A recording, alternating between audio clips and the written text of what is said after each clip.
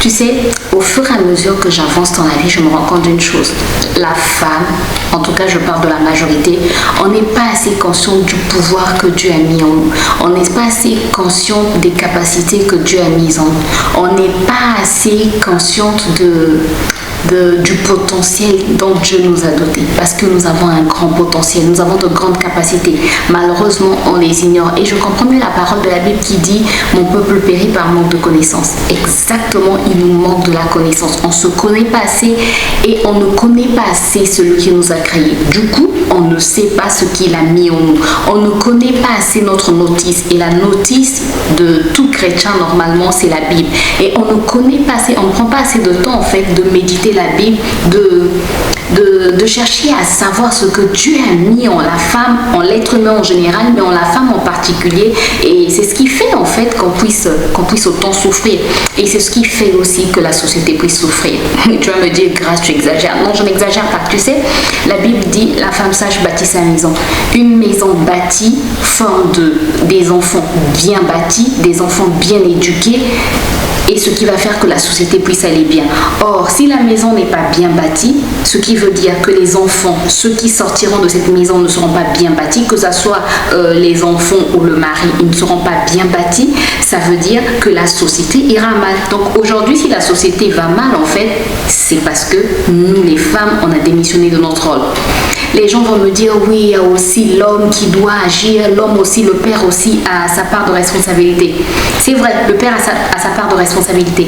Mais moi, dans la Bible, je n'ai vu nulle part où on a écrit que l'homme sage bâtit sa maison, ou l'homme fort bâtit sa maison, ou encore l'homme intelligent bâtit sa maison, ou l'homme riche bâtit sa maison. Non, je n'ai vu nulle part dans la Bible où c'est écrit. Tout ce que j'ai vu dans la Bible, c'est que la femme sage bâtit sa maison. Vraiment, toi, si tu connais un verset, un passage biblique où on écrit que l'homme peut bâtir une maison, je suis preneuse. Dis-le-moi et on va ensemble, je vais changer ma manière de réfléchir. Mais sinon, jusqu'à présent, d'après ce que la Bible me dit, c'est que la femme sage bâtit sa maison. Donc aujourd'hui, si la société va mal, c'est parce que la femme s'ignore complètement. Elle ignore son rôle dans la société, mais elle ignore aussi son rôle dans la famille. Elle ignore son rôle dans sa maison. La femme joue un rôle très important. Une femme qui ne joue pas son rôle, ben voilà pourquoi la Bible dit que l'insensé en fait détruit sa maison de ses propres mains. Donc une femme qui ne joue pas son rôle, elle détruit sa maison. Non seulement elle détruit sa maison, non seulement elle détruit sa vie, elle détruit sa maison. Si elle détruit sa maison, ça veut dire qu'elle détruit les gens qui vivent avec elle. Ça veut dire qu'elle détruit aussi toute la société. Waouh! Tu te rends compte du pouvoir de la femme? Tu te rends compte du rôle de la femme? La femme est très importante. Il ne faut pas t'occuper de ce que la société dit aujourd'hui, que la femme ne joue aucun rôle, la femme c'est un être faible. Quand Dieu nous a créés là, il n'a pas dit que la femme était un être faible. Il a dit que l'homme c'est le chef de la maison, le chef de la famille. Mais il n'a pas dit que la femme était un homme, était un être faible.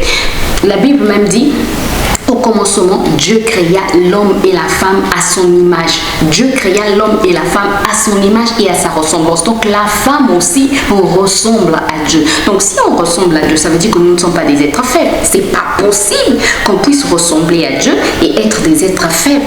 Il y a un adage dans mon pays, je ne sais pas si c'est dans mon pays ou c'est dans mon ethnie, où on dit que la femme ne peut pas bâtir. En tout cas, là où il y a des femmes, il y a toujours des querelles. La femme ne peut pas bâtir. C'est un mensonge du diable, c'est un mensonge de la société en fait pour minimiser la femme, pour que la femme en fait ne puisse pas prendre son rôle au sérieux, pour que la femme ne puisse pas savoir que la société compte sur elle, que le monde entier en fait compte sur elle. La femme, non.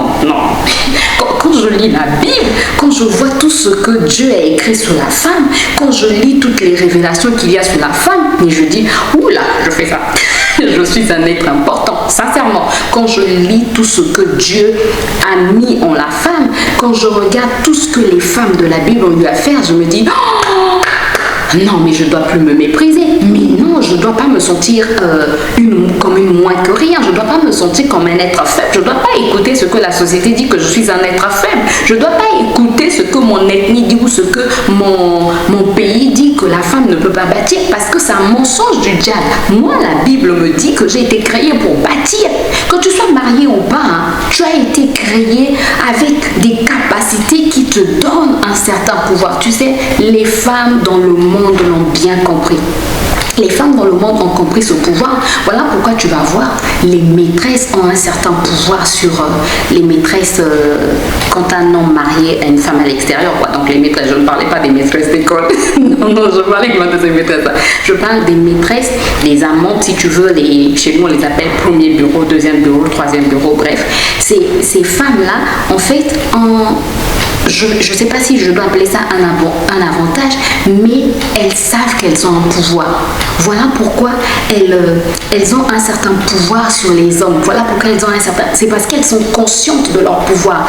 Et on prend par exemple le cas des femmes mariées. La femme mariée qui voit son mari, par exemple, aller à l'extérieur avec une autre femme, va commencer à pleurer, va commencer à se délaisser, alors qu'elle ignore qu'elle a le pouvoir de ramener cet homme dans la maison. Tu as le pouvoir de ramener cet homme dans la... Faut lire la Bible. Non, sérieux, faut lire la Bible. Quand tu lis la Bible, tu sais, il y a un passage qui dit dans la Bible que le corps de ton mari ne lui appartient plus, il t'appartient. Donc s'il t'appartient, quand tu rentres dans le lieu secret, ça c'est vraiment une parenthèse que j'ouvre. Quand tu rentres dans le lieu secret, quand tu sais que ton mari est en train et va à l'extérieur avec d'autres femmes, tu connais le pouvoir qui est en toi. Et la Bible te dit encore que ton mari, le corps de ton mari, je dis bien ton mari, pas le corps de ton mari t'appartient. La Bible dit que le corps de l'homme appartient à sa femme et le corps de la femme appartient à son homme. Donc, quand tu es conscient de cela, de la capacité que Dieu a mise en toi, déjà, dans Genèse 2:18, la Bible dit, il n'est pas bon que l'homme soit seul, je lui ferai une aide semblable. Donc, tu es une aide. Une aide, ça ne veut pas dire que tu es inférieur. Une aide, je veux dire que tu viens pour secourir. J'aime la version anglaise. Attends, on va chercher la version. Déjà, le mot secourir signifie que la personne a besoin d'aide. Donc, cet homme-là que Dieu a mis à côté de toi, il a besoin de ton aide. Il a besoin de ton secours. Et j'aime la version anglaise amplifiée qui dit ceci. Or, le Seigneur Dieu dit, il n'est pas bon, il n'est pas bénéfique, il n'est pas satisfaisant. Non, faut lire la version anglaise. Il n'est pas suffisant que l'homme soit seul. Je lui ferai une aide adaptée, complémentaire, c'est-à-dire appropriée. Tu es approprié pour cet homme-là, convenable, raisonnable, adéquate, propice, favorable, pertinente, satisfaisante, qui rend heureux. Donc, Dieu a fait de toi une personne, un bénéfice en fait pour l'homme, pour ton mari. Et la Bible dit encore que le corps de ton mari ne lui appartient plus, mais il t'appartient. Donc, quand tu rentres dans le lieu secret, tu dis, Seigneur, le corps de cet homme-là, il m'appartient. Donc, j'annule, je refuse que cet homme-là puisse aller voir d'autres femmes. Je refuse que le sexe de cet homme-là va voir d'autres femmes. Je refuse que les oreilles de cet homme-là écoutent les paroles mielleuses des femmes de l'extérieur. Je refuse que la bouche de cet homme-là puisse prononcer telle parole à l'extérieur. Voilà, prophétise, proclame.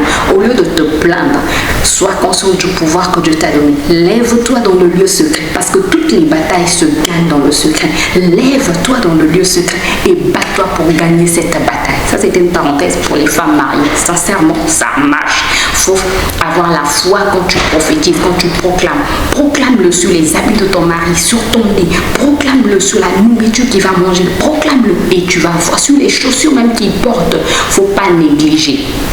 Et tu vas voir comment cela va s'accomplir. Arrête de prophétiser, de parler ce que tu vois, ce qui est mauvais. Non, vois, prophétise, proclame, dis ce que tu veux voir et tu le verras s'accomplir dans la vie de ton mari. C'était vraiment une parenthèse. Mais c'était pour dire en fait que les femmes dans le monde l'ont compris. Et ces femmes, en fait, ces maîtresses-là, comme je l'ai dit, pas les maîtresses d'école, ces maîtresses-là l'ont compris, ont compris le pouvoir qu'ils ont. Voilà pourquoi parfois ils dominent sur certains hommes. C'est parce qu'ils ont compris le pouvoir qu'elles ont. Mais nous, les femmes chrétiennes, parfois on ignore. On ignore que nous sommes puissantes. On ignore que Dieu nous a dotés d'un pouvoir extraordinaire. On ignore que Dieu a mis en nous des capacités très spéciales. Alors lève-toi.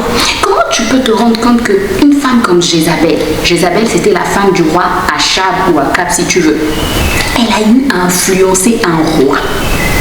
Tu te rends compte, une femme qui vient avec ses dieux étrangers, qui vient imposer ses dieux étrangers au roi et à toute une nation. Elle incite le roi à tuer les prophètes. Jusqu'à ce que Élie va fuir même devant Jézabel. Élie, qui est un homme de Dieu, il va fuir devant Jézabel. Parce que Jézabel est en train d'exterminer les prophètes de Dieu. Tu te rends compte? C'est parce qu'elle était consciente du pouvoir qu'elle avait. En dehors de tout ce qu'elle pouvait toucher de bizarre, elle était consciente du pouvoir qu'elle avait. Tu sais, de toutes les manières, le diable utilise toujours ce que Dieu nous a donné. Donc le diable sait qu'on a un pouvoir. Voilà pourquoi en fait il inculque la société à dire non, la femme est un être faible, la femme est comme ceci, la femme est comme cela. Non, non, non, non, non, tu n'es pas un être faible. Enlève ces paroles de ta tête, de tes pensées, de tes actes, de ta manière d'agir. Tu n'es pas faible, tu es puissante. Cet homme-là, cet homme qui est à côté de toi, si tu es marié ou si tu n'es pas, même si tu n'es pas marié, de toutes les manières, qu'on soit marié ou pas, nous sommes des êtres très fort. Nous sommes des êtres dont Dieu a doté d'une capacité extraordinaire. Nous sommes des femmes, des êtres très intelligents. Alors lève-toi et bâtis ta famille, bâtis ta maison, bâtis, tu es forte. Alors à partir d'aujourd'hui, refuse les paroles dévalorisantes, refuse les paroles qui te rabaissent. Quand quelqu'un te dit que tu es un être faible, refuse, réponds avec respect mais avec fermeté. Tu n'es pas un être faible. Tu es puissante. Si tu étais faible, tu n'allais pas être créée comme une aide. Parce qu'une aide est là. Tu sais, quand une troupe, par exemple, va en guerre, quand une troupe militaire va en guerre, si l'adversaire est plus fort, on va renvoyer une aide, des renforts. La femme est un renfort pour l'homme. Donc, j'ai envie de dire que l'homme sans la femme est déséquilibré, à moins qu'il soit eunuque. S'il est eunuque plutôt, là, Dieu lui est doté de toutes les capacités dont il aura besoin, comme par exemple l'apôtre Paul. Mais si Dieu n'a pas fait de toi un eunuque, sans la femme, l'homme est déséquilibré. Sans la femme, l'homme ne peut accomplir sa destinée. Tu as besoin d'une femme. Le monde même l'a compris, la société l'a compris. Voilà pourquoi la société dit, derrière un grand homme se cache une grande femme. Derrière un homme fort se cache une femme forte. C'est parce que vous voyez un homme dehors, mais derrière, c'est la femme qui est en train de travailler. De toutes les manières, quand un homme, par exemple, est marié, s'il est mal habillé, on va dire, oh, mais sa femme ne s'occupe pas de lui. S'il est sale, on va parler de sa femme. S'il n'est pas en bonne santé, on va parler, s'il est tout maigrichon, on va parler de sa femme. Oh, sa femme ne le nourrit pas bien. Parce que la femme est très importante. Femme, tu es très importante, ne te néglige plus. Non, on doit plus se négliger. On ne doit plus se dévaloriser. On doit être consciente du pouvoir que Dieu a mis en nous. Donc à partir d'aujourd'hui, lève-toi. À partir d'aujourd'hui, sois conscient du pouvoir que Dieu t'a donné. Mais pour être conscient de cela, il faut que tu apprennes à lire la notice qui est la Bible. Il faut que tu apprennes à étudier la notice qui est la Bible. Il faut que tu apprennes à étudier la parole de Dieu pour savoir ce que Dieu a placé en toi. Pour savoir qu'en toi, Dieu a mis des choses tellement grandes, tellement grandes. Elles n'attendent qu'à exploser, elles n'attendent qu'à être vues. Elles n'attendent qu'à être vues par la société. Alors lève-toi et brille. Lève-toi et manifeste ce qui est enfoui. Alors lève-toi et, j'ai envie de dire, lève-toi et fais ce pourquoi Dieu t'a créé. Fais ce pourquoi Dieu t'a suscité. Fais ce pourquoi Dieu est venu habiter en toi.